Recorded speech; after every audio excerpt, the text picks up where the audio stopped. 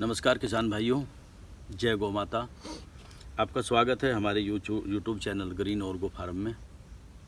आज एक ऐसा विषय हम आपके बीच में लेकर के आए हैं जो बहुत साइंटिफिक विषय है और बहुत महत्वपूर्ण है। अक्सर हमारे किसान भाई अक्सर शिकायत करते हैं कि मेरे जैसे अब पॉपुलर का सीज़न चला था, मेरे पौधे सूख गए या मेरा उत्पादन कम हुआ, पौधों की बढ़वार अच्छी नहीं है, कीट पतंग बहुत लग रहे हैं। तो इस तरह के प्रश्न हमारे किसान भाइयों के अक्सर रहते हैं। तो किसान भाइयों, मैं आपको बताना चाहता हूं कि ये प्रकृति का एक बहुत बड़ा विज्ञान है और यहाँ पर हमारे जो कृषि प्रधान हमारा देश रहा है, यहाँ पर जो कहावत थी उत्तम खेती मध्यम बान निषिद्ध चाकरी भीख निदान, तो वो ऐसे ही नहीं पड़ा। इसका एक बहुत बड़ा विज्ञान था। उसमें हमारे किसान उसमें पूरे दक्ष थे, पूरे प्रवीण थे, पूरी तरह से उसको वो पैथी के बारे में, इसके बारे में जानकारी थी। तो उसको अपना करके वो खेती की बहुत ज़बरदस्त पैदावार लेते थे, अच्छी पैदावार लेते थे। और उस टाइम जो खेती करने वाला किसान था वो पैसे वाला माना जाता था, उसको धनवान मानते थे। किसान भाइयों, मैं आपकी जानकारी के लिए बता दूं कि इसमें प्रकृति में पंच तत्वों का बहुत बड़ा महत्व है। क्योंकि हमारा शरीर पंच तत्वों से बना है, ये पूरी प्रकृति, पूरी पृथ्वी 5 तत्वों से बनी है। और ये पूरे इन 5 तत्वों का ही इस पूरी प्रकृति के अंदर पूरा एक विज्ञान है, जिसमें सबसे ज़्यादा मात्रा पानी की होती है। और हमारी खेती में भी पानी की सबसे ज़्यादा आवश्यकता पड़ती है। तो हमारे जो सबसे नज़दीक हमारे जो ग्रह हैं, जैसे हमारे तारे हैं, हमारा चंद्रमा है, उसका सीधा प्रभाव हमारी खेती पर पड़ता है। जैसे जब चंद्रमा पृथ्वी के सबसे नज़दीक आता है तो जो जल पृथ्वी का है, या यूँ मानो कि समुद्र का जल है, वो सबसे ज़्यादा ऊपर की तरफ आता है। तो ऐसा माना गया है हमारे पूर्वजों के द्वारा, हमारे मनीषियों के द्वारा, कि उस वक्त हम अपने बीज की बोनी करें, यानी बुआई करें, अपने पौधों की लगाई करें। आप इस तरह से कह सकते हैं कि जैसे ही अमावस्या से हमारा पूर्णिमा की तरफ चांद बढ़ता है, तो आधे से आगे, यानी अगर 15 दिन का पीरियड है तो 6-7 दिन के बाद जब वो चंद्रमा अपनी पूरी अवस्था को प्राप्त करने को होता है, तो उस वक्त हम लोग अपने बीज की बुआई करें, हम लोग अपने पौधों को लगाएं। और हमारे जो कृषि कार्य हैं, तो हमें अधिकतर उस वक्त हमें करने चाहिए। और जब हमारा चांद घटने की अवस्था में है, उस वक्त बुआई, चूँकि समुद्र का जल या पृथ्वी का जल आप ये कहें कि वो दूर होता चला जाता है, उस वक्त बुआई ना करें। हमारे प्रैक्टिकल में ये आया है कि बढ़ते चांद में या पूर्णिमा के आसपास हमने जो बुआई की, उसका उत्पादन अच्छा रहा, उसमें कीट पतंग कम लगे। तो इस तरीके से किसान भाइयों, आप भी, चूँकि आप खुद एक वैज्ञानिक हैं, किसान सबसे बड़ा वैज्ञानिक है। अगर वो पूरी तरह से अपने आचार विचार को मिला करके चले, तो सबसे बड़ा वैज्ञानिक हमारा किसान है।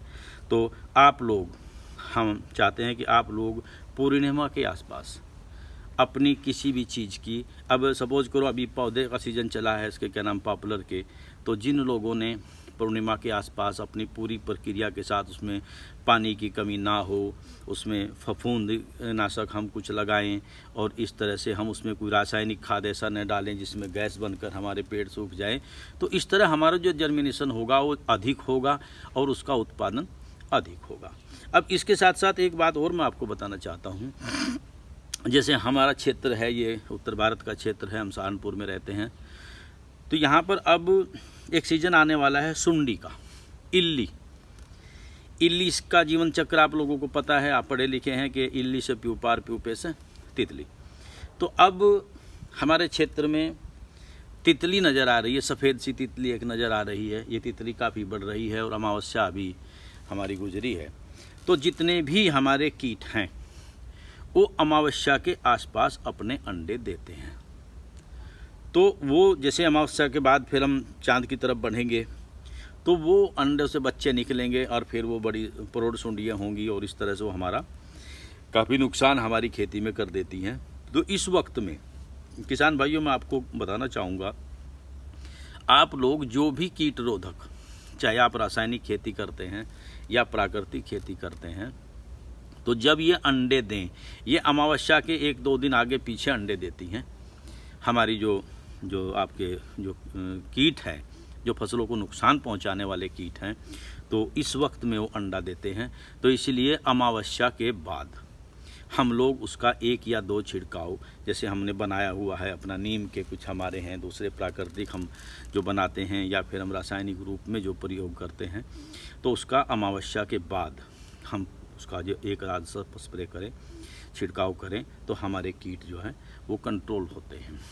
तो किसान भाइयों, ये कुछ छोटी छोटी सी बातें हैं, अगर हम इसमें इनको अपनाएंगे तो इनको अपना करके, अब हमने बुआई कब करनी है, अब खेत को कब खाद डालना है, तो ये सब एक विज्ञान है। तो आप लोग जिसको बायोडायनेमिक पंचांग हम लोग कहते हैं, जैसे हमारी राशियां हैं, जैसे हमारी 12 राशियां हैं, ये सब कुछ ये विज्ञान इसी से चलता है। तो ये विज्ञान है, चांद के ऊपर आधारित है। तो किसान भाइयों, इस पर थोड़ा सा आप लोग ध्यान केंद्रित करें। और इसके साथ साथ एक गौ विज्ञान है हमारा। गौ विज्ञान में जैसे हमने आज ज़रूरत हमारी है हमें खाद की, चूँकि पौधे को तो पोषण चाहिए। एक बात तो साफ है कि हमें भूख लगी है, हमें भूख मिटाने के लिए हमने फल खाया तो हमने भूख मिटानी है, हमने चावल खाया तो भूख मिटानी है, हमने चपाती खाई तो भूख मिटानी है, एक ने शाकाहारी अन्न खाया तो भूख मिटेगी, एक ने मांसाहार खाया तो, यानी पेट को तो भूख मिटाने के लिए कुछ न कुछ चाहिए।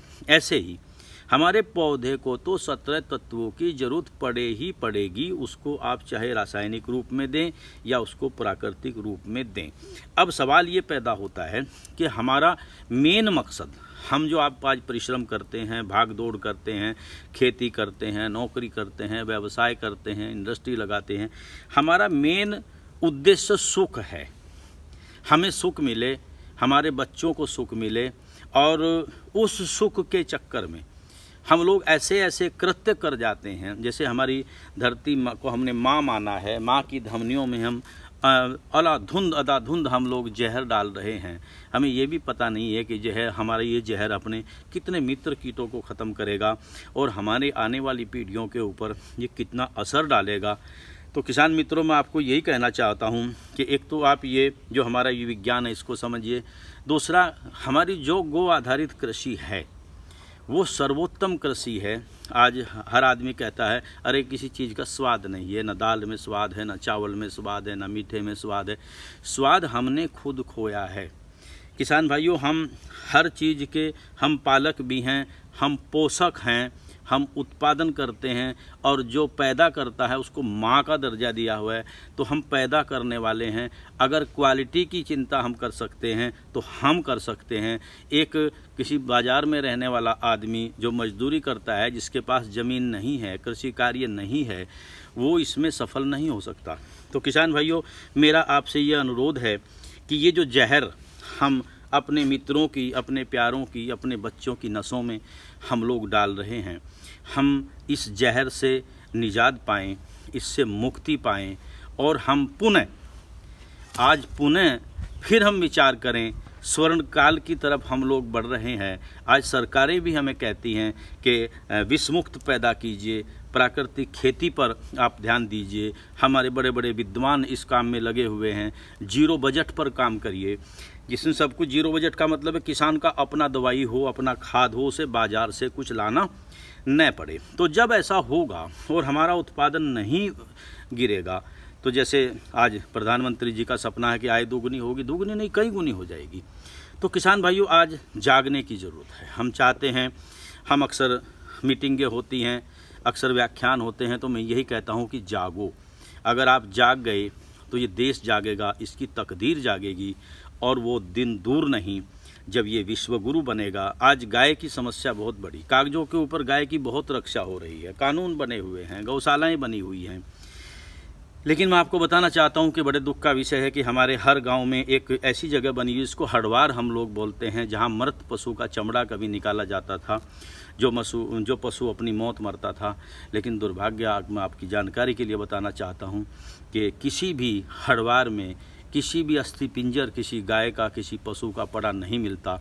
तो आप कल्पना कीजिए कि इन गायों के साथ में, इन पशुओं के साथ में जो हमारे रक्षक हैं, जो हमारे पालक हैं, जो हमारे पोषक हैं, जो हमें जीवन देते हैं, जो हमें स्वास्थ्य देते हैं, जो हमारी खेती में पूरा योगदान देते हैं, उनके साथ में क्या होता है। तो किसान भाइयों, आग जागिए। ये किसानी, ये खेती एक व्यवसाय नहीं है, एक पूजा है, एक ऐसा कर्म है जो आपको परमात्मा से, ईश्वर से जोड़ता है। तो किसान भाइयों, मेरा आपसे अनुरोध है, इन बातों पर ध्यान दीजिए। समय समय पर हम आपको ऐसी जानकारी देते रहेंगे, क्योंकि हम प्रकृति से जुड़े हुए हैं, गौ माता के रक्षक हैं। हम चाहते हैं कि हमारी गाय से हमारे शरीर की बीमारियां दूर हों, हमारे जो वायुमंडल में प्रदूषण वो दूर हो, हमारे खाद की कमी, हमारी अन्न से भरपूर हमारी धरती रहे। सुजलाम सुफलाम शस्य श्यामला, ये हमारा नारा है। मैं आपको यही बात कहना चाहता हूँ कि सुंदर होंगे देश बहुत से, बहुत बड़ी है ये धरती, पर अपनी माँ अपनी ही है, अमित प्यार जो है करती। किसान भाइयों, हम आपको समय समय पर ऐसी जानकारी देते रहेंगे। ये हमारा चैनल है ग्रीन ऑर्गो फार्म के नाम से। आप इसे सब्सक्राइब करिए, शेयर करिए।